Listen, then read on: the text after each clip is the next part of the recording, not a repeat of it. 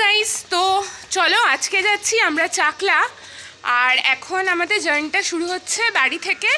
মেয়ের জন্য 6 মাসে একটা পুজো দেবার মানত ছিল, তাই সবাই মিলে আজকে যাচ্ছি ওখানে। চলো যাওয়া যাক, আর গিয়ে দেখা হচ্ছে তোমাদের সাথে। শিয়ালদা স্টেশন থেকে হাবড়া কিংবা বনগাগামী যে কোনো ট্রেনে চেপে তোমরা চলে যেতে পারো গুমা স্টেশন। গুমা স্টেশন থেকে চাকলা যাওয়া কিন্তু সব থেকে সহজ এবং এখান থেকে যাওয়াটা বেশ আরামদায়কও বটে, তাই আমরাও কিন্তু সেই পথটাই বেছে নিয়েছিলাম এবং সেভাবেই পৌঁছে গেছিলাম গুমা স্টেশন। গুমা স্টেশনের বাইরে এসেই দেখলাম এখানে সারি সারি টোটো এবং অটো দাঁড়িয়ে রয়েছে। টোটোর ভাড়া মাথাপিছু 35 টাকা এবং অটোর ভাড়া মাথাপিছু 30 টাকা, যেগুলি আধ ঘন্টা থেকে 45 মিনিট সময়ের মধ্যেই তোমাদেরকে পৌঁছে দেবে চাকলাধামে। আর চাকলাধামে মন্দিরে প্রবেশ করার আগেই তোমরা দুপাশে দেখতে পাবে অজস্র দোকান, যেখান থেকে পুজোর সমস্ত সামগ্রী এবং ডালি কিনে নিয়ে তোমরা ভেতরে গিয়ে পুজো দিতে পারো। আমাদের যদিও সেই সমস্ত কিছু ছিল না, কারণ আমরা সব কিছুই নিয়ে এসেছিলাম। তো আর এখানে রয়েছে কার পার্কিংয়ের সুব্যবস্থা, যেখানে 2 চাকা, 3 চাকা, 4 চাকা 10 টাকা, 30 টাকা, 40 টাকার বিনিময়ে তোমরা কিন্তু রেখে সারাটা দিন এই মন্দিরে কাটাতে পারো। মন্দিরের এখানে কার পার্কিংয়ের জন্য কিন্তু বেশ শেড দেওয়ার ভালো জায়গাও রয়েছে। আর তার ঠিক উল্টো দিকেই রয়েছে দান বিভাগ, যেখান থেকে তোমরা প্রসাদ পাওয়ার জন্য তোমরা ভোগের কুপন কাটতে পারো। ভোগ কিন্তু এখানে 2 ধরনের, একটা রাজভোগ যার মূল্য 80 টাকা, আর আরেকটা হচ্ছে নর্মাল ভোগ, যেটা খিচুড়ি ভোগ নামেই পরিচিত। সেই ভোগটা আমরা যদিও নিইনি, আমরা রাজভোগটা নিয়েছিলাম। আর তার ঠিক পাশেই ছিল জুতো রাখার কাউন্টার, সেখানে জুতো এবং হেলমেট দুটোই তোমরা রাখতে পারো।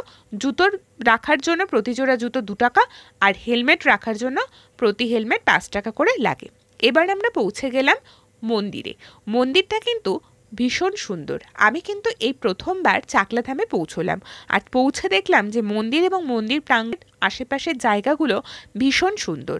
মন্দিরে ঢোকার মুখেই দুদিকে রয়েছে নন্দী মহারাজের মূর্তি, আর যেটা ভীষণভাবে সুসজ্জিত, খুব সুন্দর লাগছিল সেটাকে দেখতে। এটাকে দুধারে রেখে আমরা ভেতরে প্রবেশ করলাম, আর এই মন্দিরটা ছিল মূলত 2 তলা, আর নিচের অংশে প্রচুর পরিমাণে দেবাদিদেব মহাদেবের বিভিন্ন মূর্তি খোদাই করা ছিল। মন্দিরের কাজটা কিন্তু অসাধারণ।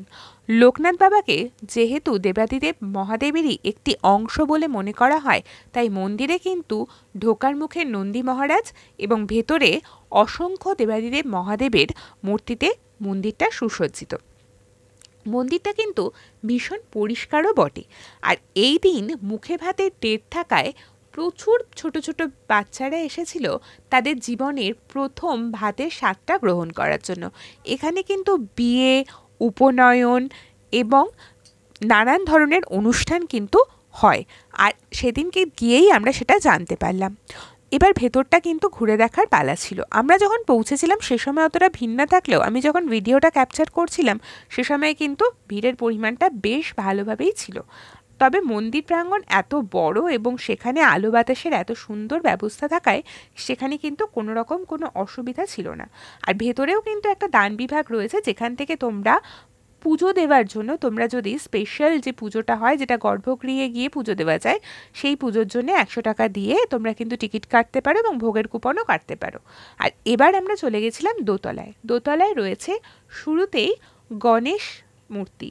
গণেশজির পুজো ছাড়া হিন্দু শাস্ত্র মতে কোনো পুজোই কিন্তু সুসম্পন্ন করা হয় না, তাই এখানে গণেশজির মূর্তি দিয়েই দেখলাম শুরু হয়েছে মন্দিরটা। তারপরে ছিল জগন্নাথ, বলরাম, সুভদ্রা, লোকনাথ, আরও নানান ঠাকুরের, শ্রীচৈতন্য, গোপাল, সমস্ত ঠাকুরের মূর্তি।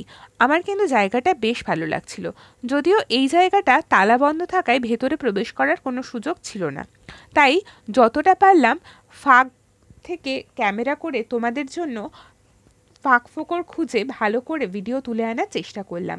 এখানে কিন্তু মা তারা, দেবাদিদেব মহাদেবের মূর্তি ছাড়াও ছিল ফটো ফ্রেমে বাঁধানো কিছু ছবি, যা কিন্তু আমার ভীষণ ভালো লাগছিল। আর এই যে এই জায়গাটা দেখছো, এটা কিন্তু একটা মূলত বিছানা। এই বিছানার মধ্যেই কিন্তু এই সমস্ত ঠাকুরদেরকে রাখা হয়েছে। আর এবার আমরা চলে গেছিলাম ভোগ গ্রহণ করতে। ভোগ গ্রহণের এখানে দেখো বেঞ্চের মতন করে রাখা রয়েছে এবং সব জায়গায় কিন্তু পাখা, এবং এমনকি আমরা যে সময়টা গেছিলাম সে সময়টা বেশি গরম পড়েনি, তবে গরম পড়লে কিন্তু এখানে এসির সুব্যবস্থাও রয়েছে। প্রত্যেকটা বেঞ্চে স্কুলের মতন 5 জন করে বসার ব্যবস্থা রয়েছে, যেন মনে হচ্ছিল স্কুল লাইফে চলে এসেছি। যাই হোক, সব মিলিয়ে প্রসাদটাও বেশ ভালো লাগলো। প্রসাদ খেয়ে এখান থেকে আমরা বেরোলাম বাজারের উদ্দেশ্যে। ও, তোমাদেরকে তো বলতে ভুলেই গেছি প্রসাদে আমরা কি কি খেলাম। প্রসাদে প্রথমেই ছিল খিচুড়ি, কুমড়োর তরকারি, পোলাও, তার সাথে ছিল সোয়াবিন আলুর তরকারি, চাটনি, পাঁপড় এবং পায়েস। সমস্ত কিছু খেয়ে এবার একটু বাজার দেখার পালা ছিল। যদিও শুনলাম আমার মামুনির মুখে যে বাজারটা নাকি সে সময় এখনও খুব একটা ভালোভাবে বসেনি, এটা মূলত আরও দেরিতে বসে। তবে আমাদের একটু ফেরার তাড়া থাকায় খুব ভালো করে সবজি বাজার দেখা হলো না। যা পারলাম কুড়িয়ে কাচিয়ে যেটুকুনি পেলাম সেটুকুনি আনন্দ উপভোগ করে বাড়ি ফেরার উদ্দেশ্যে এবার রওনা দিলাম।